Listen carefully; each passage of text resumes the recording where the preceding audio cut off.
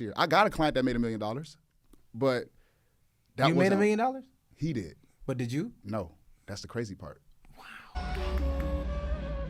Yo, what's up with it, man? It's the boy Pushmanmitch, host of the No Fluff podcast. You already know what time it is. I got my brother and his John. We got CEOtrells, a.k.a. We Can't Survive the brand. Still owe me a sweatsuit. What the hell is wrong with you? Where's my shit?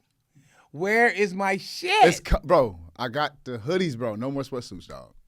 Capping out the gate. No more suits. Where is my sweatsuit, bro? Bro. Black one with the pink strings. Now you got a whole brand, but I still don't got my I had to rebrand, dog. That stuff was, man, them suits was. They was hard, bro. I'm bringing them back, but they going to have We Can't Survive on them. I made a whole mistake. I was doing too much, bro. All right, okay. Well, I'm gonna excuse the fact that you didn't give me my sweatsuit, and we're gonna move on. It's 2022. We Can't Survive is in the building. Yes, sir. What's new with you, bro? Talk to us. Man, I'm taking the brand to another level this year. I started a podcast for cancer, interviewing people that battle cancer. That's what I'm focusing on right now. Wow, I did not have no idea about that. I'm stacking up the interviews right now. Really? I just did an interview with Robbie World. You know who that is, right? I seen that clip. Yeah, I did a small little preview. Oh yeah, I seen that. He just clip. beat cancer. Yeah. Oh, that's dope. I'm doing one with a dude named LaTruth. I'm about to do one with him. You know who that is? He just got diagnosed with cancer. Oh damn. I'm just basically, and I'm interviewing a lot of people that had cancer. And then I built the community around them, so I have a Discord and all that.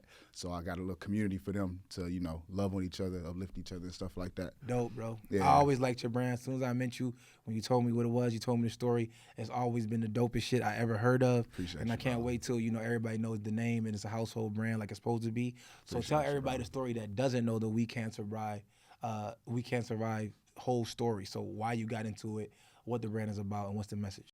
Okay, bet. So growing up, being adopted, I had this auntie that was like my favorite family member I ever had. She actually got diagnosed with cancer. She beat it twice, and she took me to a cruise for my graduation gift to this island called St. John. And that's when I really saw the real effect that cancer got. She started throwing up blood. And that's when I was like, oh, this is serious. At first I thought cancer was like just a thing where, I got cancer, you know what I'm saying?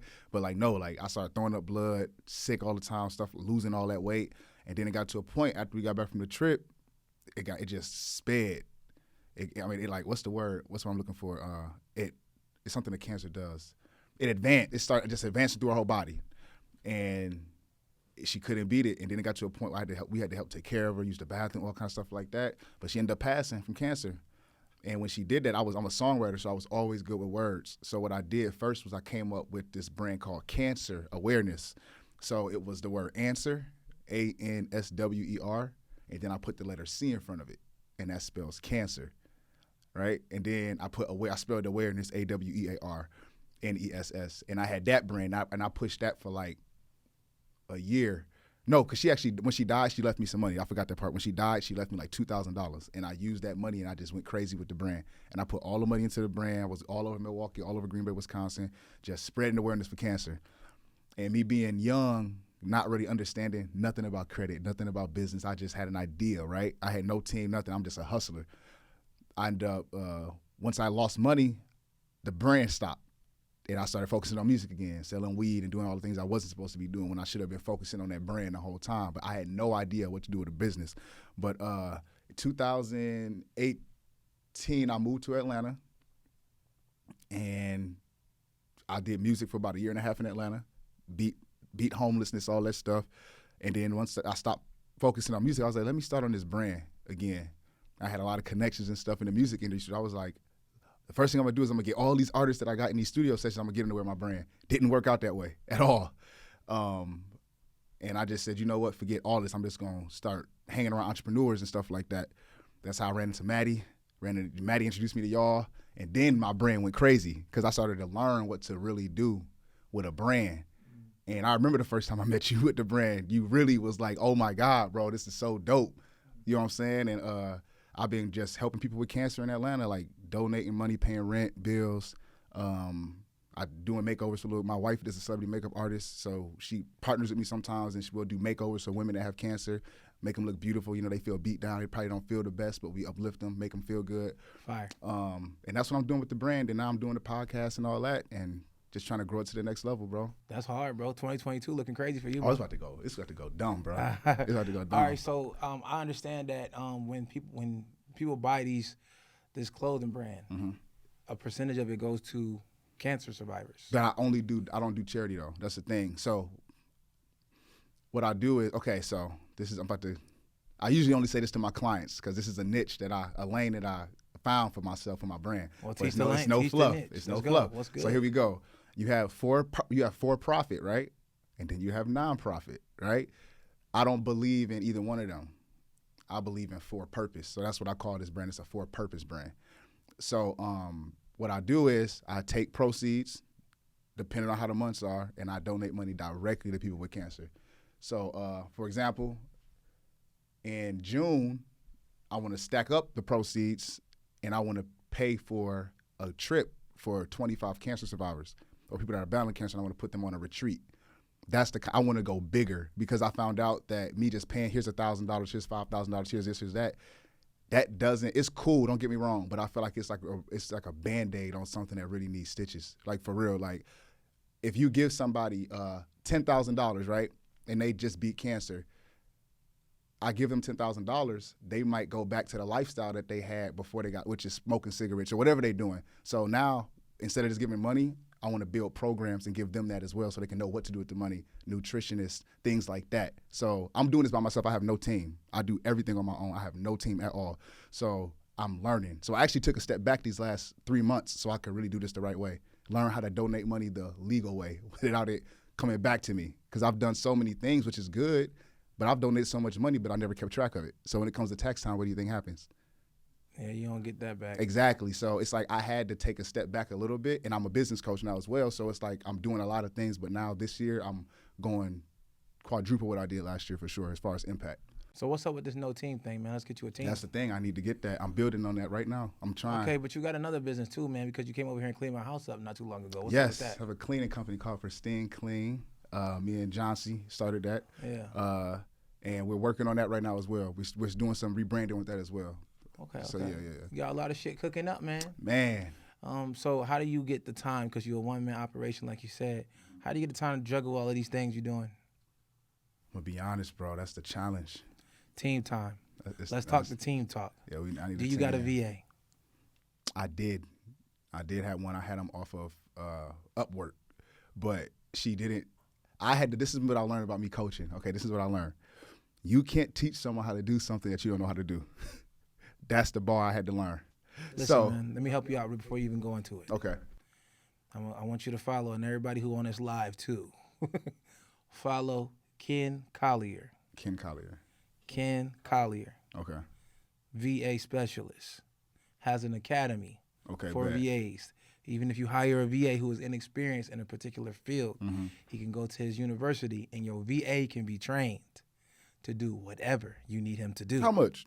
How much does it cost to train that VA? Look, don't worry about how much it costs, how much it's going to cost you if you don't. That's a bar. Don't worry about that. We be asking the wrong questions. It's not expensive to have a VA or get the training for a VA. What is expensive is if you don't have a VA, if you don't have a team, if you don't know about CPAs, about expenses, about spreadsheets, about these different things that you need to actually make more money and save more money in your business. So that's the key to it. So a lot of us just really ask the wrong questions. You know what I mean? And I could tell because your brand is dope. And I see a lot of people rocking it. I see it everywhere. But what I do need to know if you're going to be able to scale up and be able to, if somebody walk up to you and say, look, I need 200,000 shirts, you're going to be able to accommodate them. That part right there, because I have systems in place. I have fulfillment centers that I work with. Okay. So Corey and Justin, bro, they're my brothers, dog. Like, I have learned so much from them and being around Maddie and them. Like, I've been blessed. Like, and I've invested at least 15, 20K last year in just masterminds and learning and courses and all that. How important is that? What? Bro, I ain't gonna lie. My first month, I made 30K. I think it was right when I started learning from Justin, bro. Yeah, you told me. No about cap, bro. And I was like, bro. And then y'all don't. The thing about y'all, bro, y'all don't be like, y'all keep the same energy whether somebody fail or succeed. I do it again. When I talked to Neo was like, okay, Trill, do 250. You know what I'm saying? That's it's like y'all don't let me be what's the word, complacent or like content with the little success. Because 30K is a good month. I was just homeless, so me making 30K that month was a big deal. For sure. But it's like, okay. Did you do it next month? No, I didn't. No, yes, I did. No, I did 25 the next month. All right. 25. What about the next month of that? Next month, I did like 10. What happened? Okay, so this is what happened for real. I was all over the place. This is even when you wanted those suits. I had awareness clothing, I had ACO, and then I had We Can Survive, right? And I also had a sweatshirt that said luxury philanthropist on it, and I was selling those for $350. Okay. So what I did was I used Justin's method a little bit with the drop shipping, but I was hustling out of my trunk. I had my little Honda. I literally had everything in my car. I was doing that every single day. Every single day. And I'm selling crew necks that cost $350. That $30K added up quick. I ain't gonna lie. I didn't even realize I made that much money until I looked at my account. I was like, damn, I'm going crazy this month. And then next month, being around Corey and Justin, they're like, Trey, you got to stop moving like that. Stop being a hustler. It's not about being a hustler. You need systems. You need to learn how to do Shopify. You need to know how to do this, do that, do that. And I went from hustling to learning. Mm-hmm. I took a step back to learn. You know what I'm saying? So that's why that's why I had to learn. Like, okay, so Trey, now you did over a $30K month afterwards? I have done with multiple combined businesses, yes. Okay. Yeah. So we gotta figure out the recipe. Oh yeah, definitely. To duplicate that, because if I could do it once, I know I can do. Them boys doing 7 figures a month, man. The boys teaching you. Yeah, exactly. Yeah. And I'm all over. That's why I'm saying now I'm intentional. And I got a thing I did in my last interview. I was saying, how many goals does a basketball court have? 1. No, it has 2, bro. How many goals? How many goals in a basketball court? Okay, yeah. 2, yeah. How many goals are on a soccer field? Well, some of them have 4. But you know what I'm saying. When the game is going on, bro. Come on, man. How many goals does a soccer field have? 2. Or an NFL football field? 2. Okay. So even with our bodies, everything is in 2s. We have 2 hands, we have 2 feet, 2 eyes, 2 nostrils, mostly everything that's structured in life. I'm about to get you there. Mostly everything that's structured in life. You only got 1 mouth. No, but 2 lips. Yeah, 2 sets of teeth. Some things you got 32 teeth. Yeah, buddy. but come on, bro, don't listen. Come on.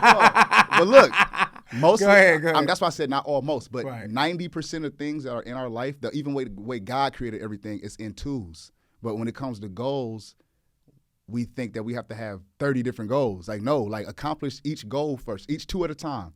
You know what I'm saying? And I feel like that's what my problem was, and I just learned that. Imagine if you did add 1 more basketball goal in a game. It'll be chaos. The game will be thrown off.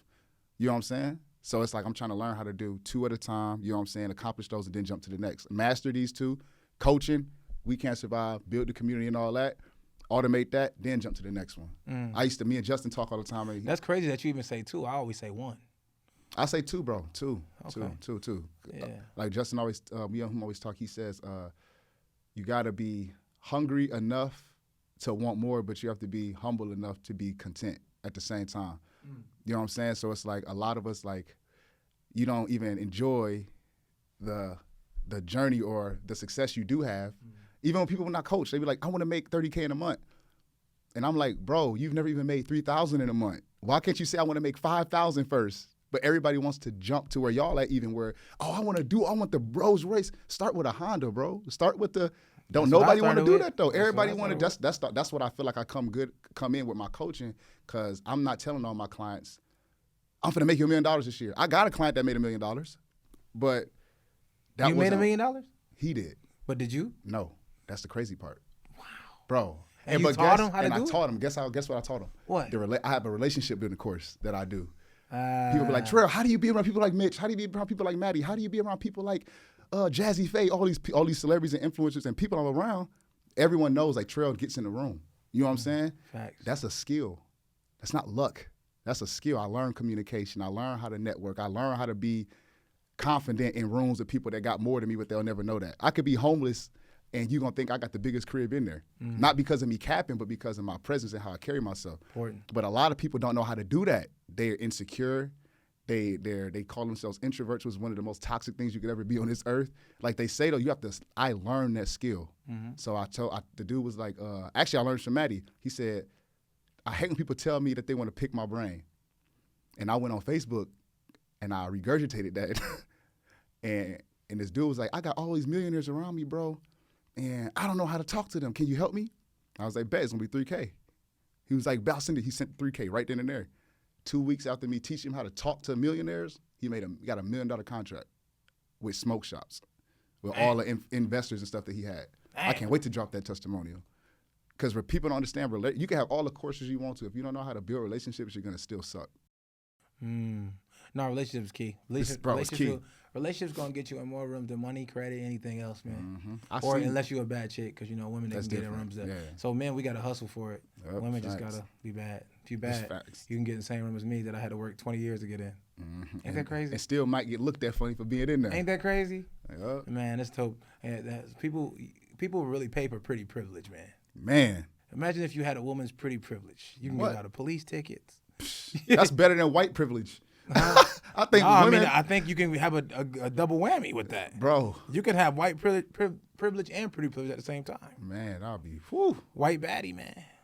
Like what did Ike say? To swim, you ain't got to swim against no tide with that. It's just going to be easy swimming, easy floating. Man, I just want it to be easy when I walk in the room. I don't let it say as much. That's why we do in-person marketing. Mm-hmm. That's why we wear the jewelry. That's why we pull up in a Lambo, so I don't got to talk that much, and I can get the deal done. Yeah. So if you can master and marry the two, like what you're talking about, being able to build relationships and then having the perception thing, the perception piece done, you're going to be closing hella deals. You're going to be getting in hella rooms. You're going to be getting hella money. You're going to be having hella opportunities, hella options. And that's what we want, man. Options and freedom. You know what I mean? Options and freedom, bro. Facts. Yeah, man. So, like you was talking about earlier, like how we don't let you feel content is because comfortability is our worst enemy. Mm-hmm. Uncomfortability is going to level us up. So I was down there with Neo and my boy Ron. We all from Philly, but Ron he owned Uncut down there in Miami. Okay. And we was out there chilling. Ron sitting on top of his Aventador. You feel me? He got the Aventador parked outside. Yeah. Drop top John. You feel me? He don't got no play type Lambo. And we was down there for the Lamborghini rally, so we was all out there talking. And he's like, yeah, I got the Urus now. I just got a Huracan. He's telling me all the stuff that he's accomplishing, which is awesome and amazing. And Neo, he got the Rose, he got the Urus, he got the Huracan. I got all the whips. The Aventador, is that the most expensive one? Yeah, it like is. Is it substantially different in price? Yes. Really? $700,000. How much is a regular Lambo?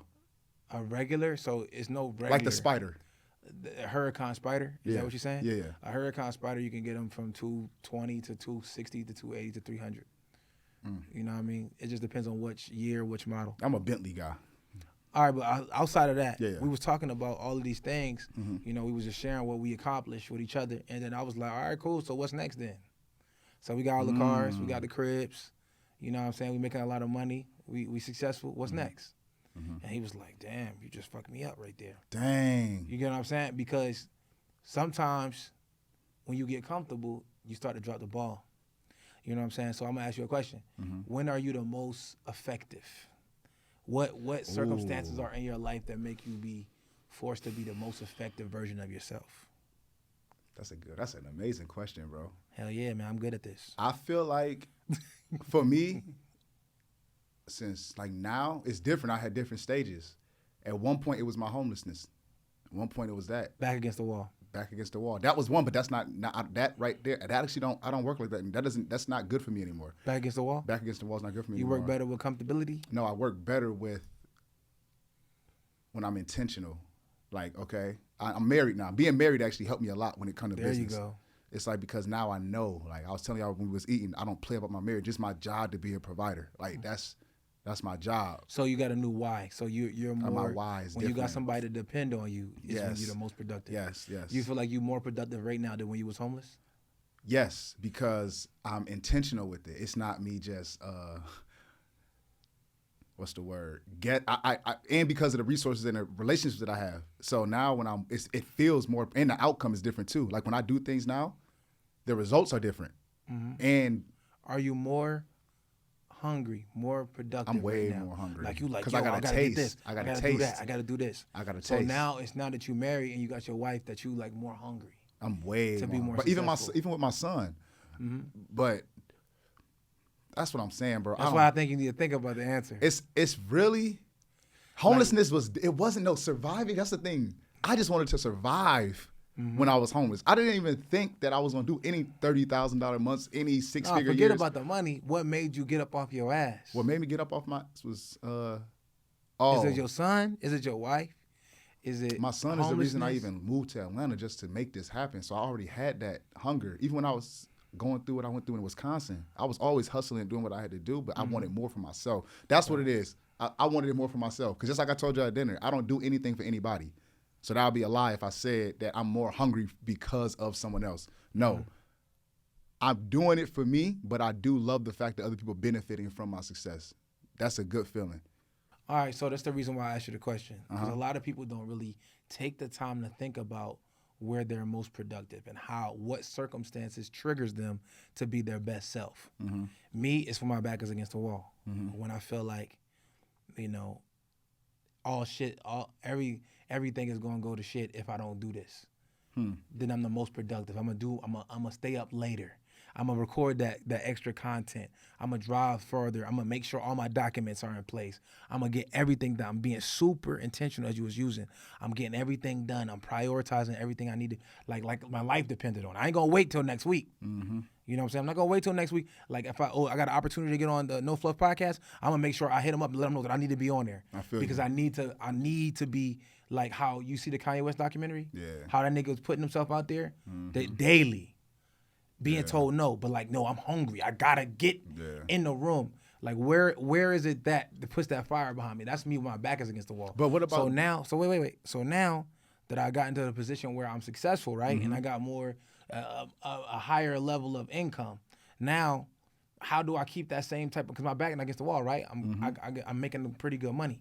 So what I do is I make huge purchases. So I have to justify the purchase because I'll be like, yo, my CPA gonna be on my ass about this. I just dropped $100,000 out of nowhere. I just dropped $200,000 out of nowhere. So I gotta hustle for that. So instead of me just spending $200,000 and then just post it up like a G, like, yeah, I got that new Lambo. Instead of that, I go hustle like, yo, I just spent $200,000, bro. I'm tripping. I gotta run that back up. I end up having a $200,000 day that day. I end up having a $500,000 day the next day. How often do you do that? I do it all the time. Whenever I feel like I'm getting complacent, so I gotta be. The reason I'm saying is because a lot of us don't identify what makes our hustle come out, and that's what makes mine come out. You so just when made I me feel realize mine. when I feel like I'm about to go, There I'm you gonna go. go broke if I don't get on my shit.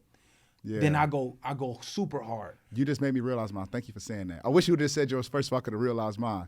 Okay. Mine is my health. I have something called Crohn's disease. Like even yesterday, I have this fear in my head, and I know it can sound negative. I don't mean to sound negative, but I always have this fear that I'm gonna die. Like I can be in a lot of pain. I'd be like, I'm not gonna make it till 30 or whatever. Like I'd be in a lot of pain. I get sick. I'd be like, I gotta leave my wife and my son something. If I died right now, what does my wife and my son have? That's how I think. And I don't think like that every day, but when I think like that, I get stuff done all the time. So like even yesterday, I was at the hospital, and I was supposed to have surgery yesterday, but the doctor canceled it for some reason.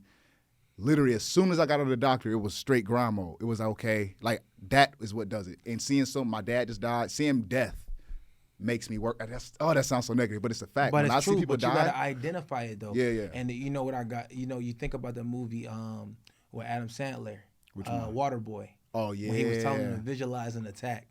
It's just what triggers this grind. Yeah. Because we not always hyped to do business. Bro. We can't work all day and go crazy. But if you need something done, if you want to be able to visualize an attack, you got to figure out what makes you the most aggressive.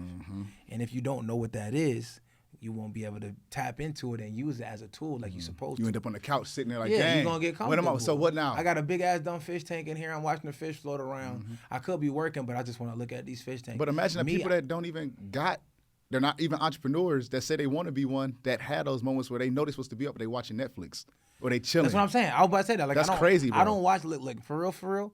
The first, I watched the Kanye documentary. That's the time I watched Netflix. I don't barely ever watch TV. I got TVs in all my cribs, like big stupid ones.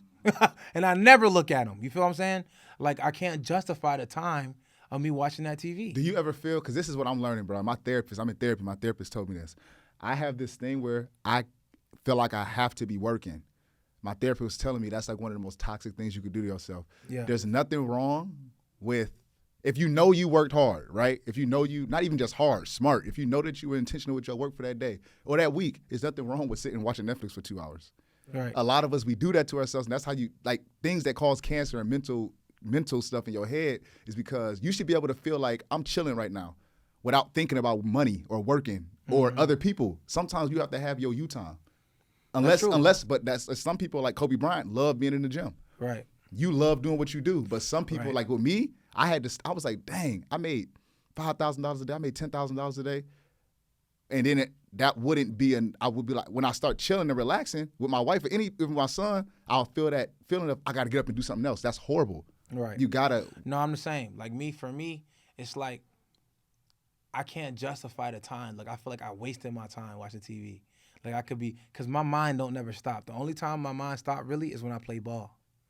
When I play ball, I'm not thinking about business. I'm not thinking about all the shit I got to do, because I got an everlasting task list that never stops. You feel me? So basketball disconnects it. That's the only thing. That's the only thing. Well, I don't care what I'm doing. I'm thinking about other shit. You feel me? When I'm sitting I there hate that feeling, bro. Yo, but that's what my mental is. So guess what I do? I know basketball does it, and when I travel, I'm less reachable. So now I'm able to be more productive, and that's even for me to work and get shit done. So when I travel out of town, you can't pull up on me and talk to me. You can't say, "Yo, Mitch, I got this event over here." You can't say that. No, I'm gonna be at a focus. I take so many trips by myself, and women do not believe this. Women do not believe this. You been traveling by yourself? I travel dolo, bro. I go out the country. I go to different states dolo, and I'm more productive. I get more work done. Y'all see me on live every day, right? Do y'all know I be in different states? I did not know that, bro. I thought you'd be chilling here in Atlanta. Nigga, what? I be outie. And the thing is, I'm more productive like that. When I travel, I see different cultures, I see different places, different faces, different branding. I get inspired from different things, and that makes me work harder, and it makes me more productive. And you'll look at it like, it's so funny, like my CPA, like we talk about it, like you travel more, you spending a lot of money on travel, but you making more when you travel. I was like, yeah, because I'm more productive. So if I just sat at home and just was working, I'm not gonna make as much money if I go travel to Houston, and then go to LA, and then go to Vegas, and then go here. And I'm busting the clock because I'm more productive. And I'm also, I'm over there doing skill building. I'm learning how to be a better CEO. I'm learning that, like, oh yeah, look, let's say my brother doing this wrong or something like that, or one of my other employees doing something wrong. And then I'm like, okay, the reason they doing it wrong is because I didn't tell them what to do in the case that this happens. Because I didn't train them the right way. So it's my fault. It's not their fault. Damn, you wasn't able to get these things done. But the reason was because when the regular way didn't work, you didn't have a step-by-step list on what to do when it doesn't work. You don't know how much of a discount you can give off without talking to me. It's not already in policies and procedures, SOPs. So I had to write a whole SOP and policies and procedures book because I took CEO training, but because I went out of town, though. So you had space Nigga, from your business. nigga. Oh, wait, I got to see. With me, I have been, if we pay attention to more of what God made, which is us, and how it's structured and how other things around us are structured, we will realize how we should move in day-to-day life with everything, businesses, relationships, everything. Just like I said, remember when I said you got 2 feet, 2 hands, da-da-da-da? You have, between your eyes, there's space, right? But when you open there's space between your fingers. There's mostly everything on our body has space between it, but it's intentional. The space between your eyes is to put your nose right there, right? It's the same thing with just you having space from your business. It's not just for you to have space to just have space. It's intentional. You're doing something with that space, right? And I feel like that's what I had to, when I was just in Vegas, me and my wife took separate trips just to go do it, you know what I'm saying, to get some space. I made so much money when I was out there. And that's funny that you just said that. I didn't realize that that's what it was, though. It's like I did nothing but wake up in that beautiful view and literally followed up with all my clients, went to my Shopify Messenger, saw all kind of messages of huge orders that I never even knew they wanted. Can I get 30 shirts, 40 shirts? I didn't even know I had those. I was focused because I had that space. Now, sometimes you got to step away from if you got a painting in front of you, you see one part, you be like, oh, this is dope. This is beautiful. But sometimes you got to step all the way back to see the whole thing and realize, you know what I'm saying? I feel like we got to do that with our businesses too. Bro, do you take walks? Bro, I just started walking, but you know why? Because it made me realize, like, dang, you're not homeless no more. I used to have to walk. And this time when I walked, I looked up. I swear it was so weird, but I recorded it. I documented this, bro. I looked up, and I lived in this area for 2 years now. I never even knew those buildings looked like that. I was just walking. I was like, damn, this is beautiful, bro. Because sometimes when you're in a car, you're moving so fast, you don't get to see nothing. Facts. Yeah, so the thing about taking walks, man, and it's a powerful thing that I just peeped. Taking walks like early in the morning especially when the weather's good, not in the cold. I don't know. I ain't gonna recommend that. With the birds. But especially if you on vacation, just take a walk. Like I encourage everybody, like period. Like if you go to like L.A., you go to like the Vegas Strip, Florida, or Vegas or whatever. Just get up. It's not even about the strip. It's really just about something about walking in the morning with nothing to do. I'm not talking about just walking on your phone. Just go take a walk. And I'm telling you, it's gonna put you in a space where, like we have been numb to what we had as our full creativity. And at adolescence, when we ain't have no responsibilities and stuff like that, we used to do a lot of different stuff outside and different things when we grew up. We no longer even do them no more. You know what I'm saying? And we're consumed by like a technology and all our tasks and our bills.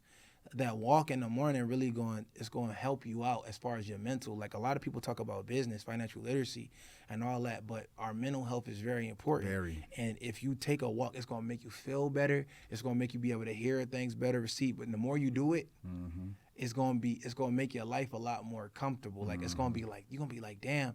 Like a lot of stuff that you didn't think about, you're going to think about on this walk. Bro, that's powerful, bro. I'm telling you. That's powerful. I just started, I do it whenever I travel, I get up in the morning. And walk early. And I just go walk around. I'm going to wake up I'm staying, that's why I now. stay downtown. I normally stay downtown in places, and I just go walk around downtown and just look at the buildings, go take it, I don't be on my phone. Yeah. And then I go find a place where I can sit by myself and then work. I'll work there after I took the walk. That's dope. And when I sit there and after that walk, if I work right there, it don't matter if I walked across the beach. And then I sit there and work and sit in the restaurant, productive as hell. I'm talking about high level productivity, and you want to do it. Yeah. You're going to want to do it. Like you're going to be getting shit done that you been should have did, and you're going to be wanting to do it. You're going to be like, yo, yeah, let me get this done. Oh, make sure you send this email. It's going to just be like, it's something different about it. So everybody, I think y'all should do that, and I think you should start doing it. I'm gonna daily. do that, bro. Just I'm gonna do daily. that. I'm gonna Try wake up tomorrow. Try tomorrow. Cause I wake up and work out. Like I wake up at 7 or 8 and work out. But I'm gonna do the walk. But Then that's I'm a gonna task. Yeah, the workout is a task. But when you walking, it's freeing because you're just walking. And it's mental health. Yeah, it's so just it's like, I'm gonna do that. No, I actually went. I be doing weird stuff, bro. People might think I literally went to Walmart the other day, bro, just to look at, toys, bro, because that's something a lot of us don't realize. No, I'm just joking. Man, stop playing, dog. Look, for real, bro.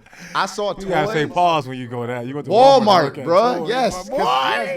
Yes. I did this. That wasn't my intention, but I went into the toy aisle. I said, let me go into this toy aisle because I remember the smell of I went to the aisle where I smelled the bikes, and I smelled it. I remember being a kid. Yeah. And smelling a new bike, bro. Yeah. It's like appreciating that and going back to that nostalgic feeling is actually good for your mental health, bro.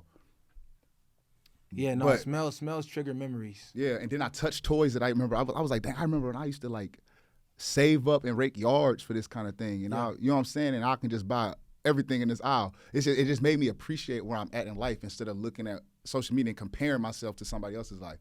You know what I'm saying? So that sometimes I do little weird stuff like that, bro, just to humble me. It's not really even weird, man. Like this society shit and fucked us all up. It's not weird. No. It's like, Yeah, you ever yeah, see yeah. like a person dancing and they be like, oh, you too old to be dancing. How can you say that to somebody, bro? You know that? Oh, you too old. Like, what the fuck are you talking about? When you go to just have fun, oh, you too old for amusement parks. What are you? There's no age limit on these things. The problem is that we get consumed with adulthood and we got bills and we think that all life is work. Bro. Really, the life is to live. To live. Even with my son, bro. People literally have you met my son at the gym? No. Bro, the way I am with my son, I love him. I kiss him on the forehead. I call him Boo Boo. I got him tatted on me, Boo Boo. Like I do things that my dad wasn't like that with me. Right. People be like, bro, that's your son. Why are you like that? I'm like, what are you talking about? What is wrong with showing love? It's like society is messed up, bro. Because somebody can literally walk up to you and say, I hate you, right? You'll be cool with that. Like most people will be cool with that. But if somebody walk up and say, I love you, you're like, that's weird. Get away from me. What are you talking about? Like, society is really jacked up, bro. Yeah. No, it's reality. So that's the thing, man. But it's a conditioning, like, that's been happening to us over the years. But for me, even when it comes to, like, access to me, like calling me, because, back in the day, we had house phones. Yep. Somebody call you, leave a voicemail. When you hear it, you call them back when you see fit.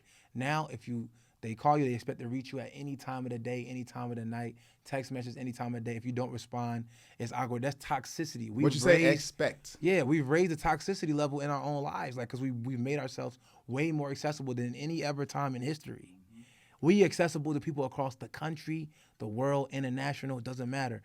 All times of the day, constantly processing information. We've never been this way before. And this is why the conditioning of our everything is so different. It really and is. We gotta make sure that we understand about self. We gotta protect ourselves. So sometimes you gotta disconnect. For real, and it's funny you said we're conditioned this way, bro. But it's the thing, it's from us being kids, bro. You know how, bro? I feel so bad for people that work jobs, dog, because I understand. We from Philly, you said? Philly, yes. Okay, so I'm from Milwaukee. Do you remember being a kid when they told you that you could do whatever you want to do? Yeah. They told you the Tooth Fairy was real. They told you that Barney was real. They told you that you could be a firefighter. They told you could do whatever you want to do, right? Anything. And then what happens when you turn 6? They kill the Tooth Fairy. You got to think, bro. That's your brain. This is why I don't teach my son none of this stuff, period, bro. I don't teach him about none of this because you're killing this human being that is so vulnerable at this age. They say a kid is a sponge at that age. You're teaching that kid that killing their imagination is just gonna happen. You took the Tooth Fairy from me at 6, you took Barney away from me at 8, then you took Santa Claus away, which was basically Jesus to kids. You're killing someone's imagination, and then when they get to high school, now everything is you gotta go to college. We told you, it's like for 14 years you've been telling a kid or a human that they could do something. Now 14 is 4 years away from being an adult. But we start working at 16. I got my first job at 16. Now you got me in the working field, and you praise me having a job at 16. My son got a job, babe. Everybody, I'm so proud. My son got a job. Now I'm a slave at 16 years old, and I'm proud of the job because I feel like I'm making now I got to work the job because I'm taking care of my family because now my mama using my checks to pay bills. I'm not even using my checks for myself. I'm telling you, bro, from my life and from how I was raised, I realized how much damage. Now I'm 18. No, then I'm in college now, and I'm trying to work the job. Now I'm realizing, wait, I can't do both. But I got kicked out at 17, so it's like I got to survive. I got to pick which one. Okay, I got to pick the one that makes the most. College becomes a dream at a point because it's not a priority because I got to live. So now college is a dream like music, actually. My dream is to graduate, but I got to live. So it's like I feel people that get stuck in that job is because they literally have their imagination. They can't dream anymore. They don't know about their talents. They don't trust masterminds. They don't trust networking. They don't trust anything. You can literally present them and say, hey, if you work with me for 6 months, I'll change your life. They rather take a $15 an hour opportunity. That's true. It's crazy, bro. But how can you blame them? Their imagination has been killed since they was a baby. I'm already knowing. It's sad, bro. It's shit crazy, bro.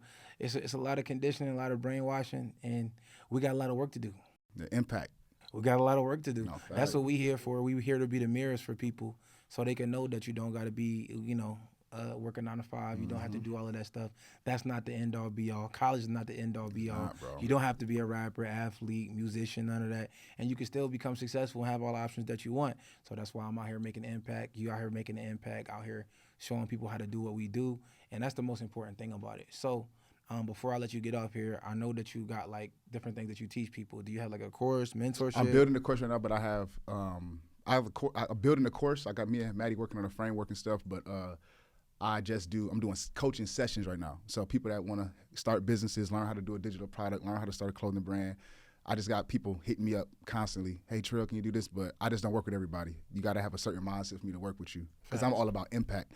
People that come to me and want to make money, I want to make money right now. I don't work with you. Because a lot of those people, I started realizing you coach, so you already know this, bro. Oh, yeah. And it's funny, Corey told me not to, a lot of people told me not to coach. And coaching took away from my business, but I made so much money coaching. I was like, I'm just gonna keep it going. And I saw the impact that I was making with people. But I didn't realize it was gonna be like this with a lot of people that are money driven and not purpose driven. They make a lot of excuses. Mm-hmm. They make a lot of, they don't know how to get past obstacles. Mm-hmm. They want the money so bad, they want you to hold their hand to get it. Like I had to tell one of them, I actually had to stop working with this client. I asked her I do the Socrates way of questions, so I'll make you say yes or no, like that's it. And I'm gonna keep asking questions, simple questions. So I'll say, you know who Tom Brady is, right? She'd be like, yeah. You know who Kobe Bryant is, right? Yeah. They're both great, we can say, right? She'd be like, yeah. And I'll say, okay, They won a lot of championships and things, right? They're winners, right? Yes. They all, one thing they have in common, they all have coaches. You can agree to that, right? Yes. Then after this, I'll hit her with the punchline. Okay, have you ever seen Tom Brady's coach throwing a touchdown? Have you ever seen Kobe Bryant's coach hitting the game winner? No, I'm giving you the game, but they literally want you to hold their hand through the whole thing. So I started to learn if I vet people and see where their mindset is, and they're a little financially stable and they're not desperate and things like that, that's way easier for me to work with. That's good. So it's like an application process. I got that as well. Exactly. People that I take into my 10K mentorship programs and higher ticket programs as well. Mm-hmm. So that's the smartest thing to do. Yeah. Because the only thing, you're going to expose a lot of people to information that they're not ready for. And they're going to They blame don't believe it. They don't believe in themselves. They're not even 100% sure they believe in the coach. Mm-hmm. So when something doesn't go exactly as they think it should, they are going to blame you. They're going to quit. They're going to go back to their 9 to 5. And I'm going to say one thing. Have fun at work tomorrow. Okay, so look, this your boy Pushmanmitch. This your boy Trells. I'm going to get all his Instagram, all of his handles, all of his websites, every way you can get in touch with this man right here under this video. This was the episode of No Fluff the Podcast. We Can Survive. Get your shirts right now below. You dig? You already know what it is, man. We out. All these whips, I feel like Mitch.